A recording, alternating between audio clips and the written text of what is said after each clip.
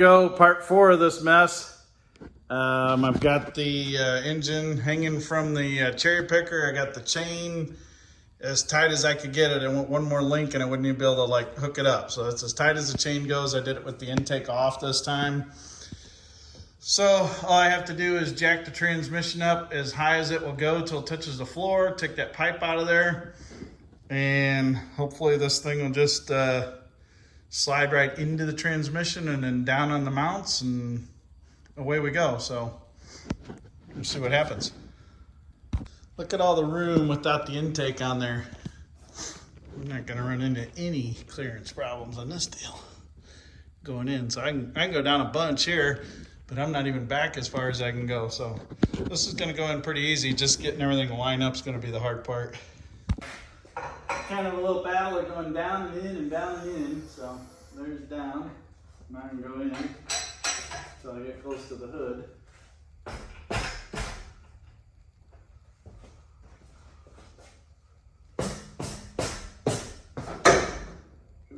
Hitting the hood, oops.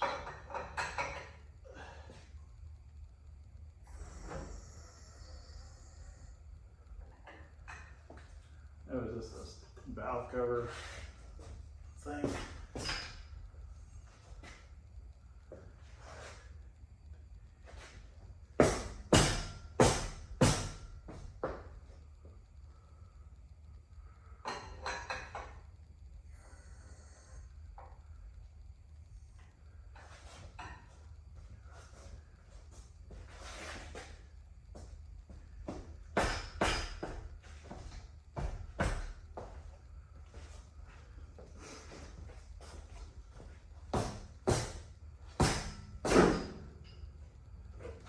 Also doesn't help that my cherry picker doesn't roll nicely.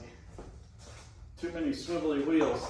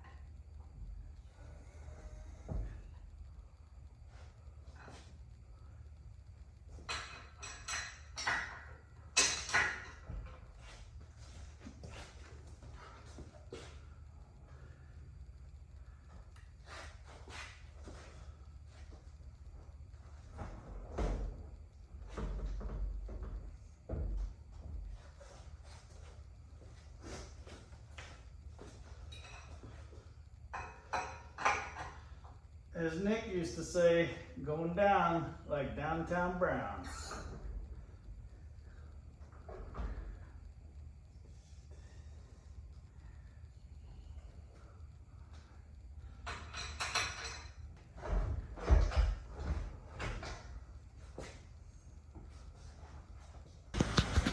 All right, with a little help of that big wooden stick as a pry bar, I put it between the manifold and the control arm on that side and got it to push over. Look, we didn't smash nothing here, and look at that.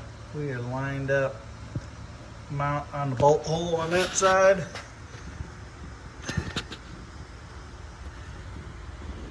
Mount on the bolt hole on that side. Chain is loose, and I think even the bell housing bolts right up.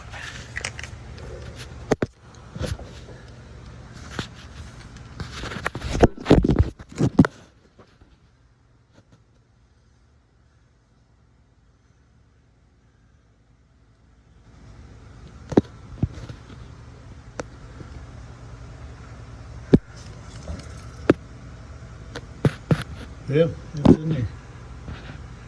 Whew, that's all I'm doing today.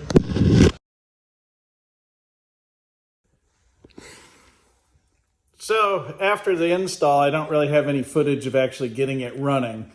But I can tell you the kind of problems I had, and that's really why there's no footage, was I got it running. We never actually took it on the long trip to Oregon, but we did take it on Rocky Mountain Raceweek back in June. But right after I got it in the car and put together, I didn't mask off the spark plug holes, and I think that was my problem, but couldn't get the spark plugs to go in and ended up stripping out some threads. So I had to rethread all 8 spark plug holes. Then I got it running, drove it out the Bonterre drag strip and made some passes with it out there. And it ran good. Then one day decided Matt and I were going to drive it to Benton to race out there. And it was real hot that day. On the way to Benton, that thing decided to quit working. It worked when it was cooled off, but it would not work hot. And the transmission wouldn't shift. So I ended up dropping Matt back off at home and driving it home in first gear. Called TCI. And this is now the Saturday before leaving for Rocky Mountain Raceweek. Called TCI. They, no questions asked, sent me another one. And that's the one that's in there now, and it worked. I paid a little extra to get it next day shipped. Then I think that whole week I had nothing but problems. Intake gasket kept pouring out the front. After 3 times of resealing it, there's the end result, kind of a goopy mess, but you can see it's dry and not leaking. And then I bottomed the car out and cracked the bottom of the oil pan. Was able to weld that together in the car, and it fixed it.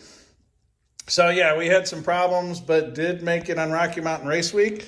So that's the end of this episode. I will have more of Rocky Mountain Raceweek action, but it did survive and did 2,100 miles. We drove it from here to Kearney, did the whole race week, and drove it back with virtually no issues. Thank you. Remember, like and subscribe.